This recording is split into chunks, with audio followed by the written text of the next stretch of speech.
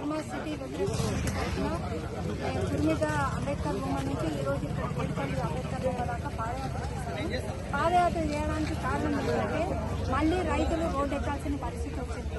మేము గతంలో టీఆర్ఎస్ ప్రభుత్వం ఉన్నప్పుడు ఏదైతే భూసేకరణకు వ్యతిరేకంగా ఫార్మసీకి వ్యతిరేకంగా మేము ఉద్యమం చేశామో అప్పుడు మాతోటి కాంగ్రెస్ నాయకులు అందరూ కూడా మేము మీకు అండగా ఉంటాము, మేము వస్తే మీకు అన్ని హక్కులు కల్పిస్తాము, మీ భూములు భూసేకరణ రద్దు చేస్తాము, ఫార్మాసిటీని కూడా రద్దు చేస్తామని మాకు మాటిచ్చారు, మేనిఫెస్టోను కూడా పెట్టారు. కానీ ఈ రోజు జరుగుతున్నది ఏంటంటే ఫార్మాసిటీ జీవోని రద్దు చేయలేదు. ఆ విషయం వాళ్ళు కోర్టులో కూడా చెప్పారు.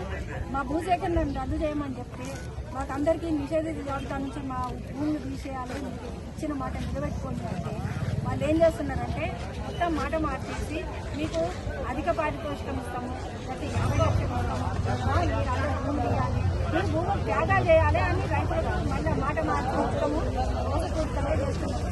మేము అడిగేది ఒకటే, అయ్యా ఇక్కడ 2 ఎకరాలు 3 ఎకరాలు ఎకరా ఉన్న బడుగులు యూనివర్సాల భూములు మీరు అడుగుతున్నారు కరెక్టే. మరి మీ అందరూ కూడా పెద్దలు భూములు ఇస్తారా? మీరు దాంట్లో ఉన్న యువతకు మీరు త్యాగాలు చేసి దాన్ని ఉన్న భూములు ఈ జనాలందరినీ కూడా మళ్ళీ మీరు నిర్వహించడానికి మీరు ఆరోపించిన మాట ఈరోజు చేస్తున్నారు.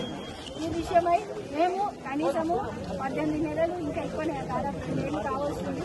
మేము చాలా ఓపికగా చేస్తారేమో అని చేసాము, ఇలా చేయట్లేదని అర్థమవుతుంది.